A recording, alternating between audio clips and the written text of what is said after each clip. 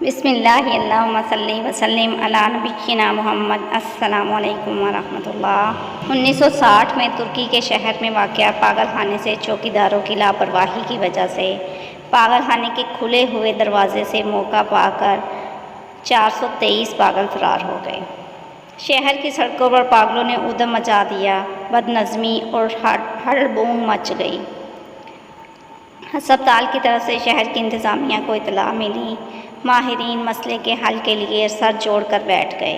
فوری طور پر ایک ماہر نفسیات کو بلوایا گیا۔ ماہر نفسیات نے حالات کی نزاکت کو بھانپتے ہوئے فوراً ایک سی ٹی منگوائی۔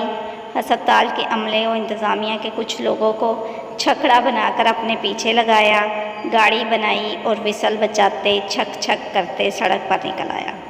ماہر نفسیات کا تجربہ کامیاب رہا۔ سڑک پر چلتے پھرتے مفرور پاگل ایک ایک کر کے گاڑی کا حصہ بنتے گئے۔ شام تک ماہر نفسیات ڈاکٹر صاحب سارے پاگلوں کی گاڑی بنا کر ہسپتال لے آئے۔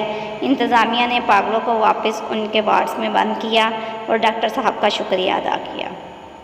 مسئلہ شام کو اس وقت بنا جب پاگلوں کی گنتی کی گئی تو 614 پاگل شمار ہوئے، جبکہ ہسپتال سے صبح کے وقت صرف 423 پاگل فرار ہوئے تھے۔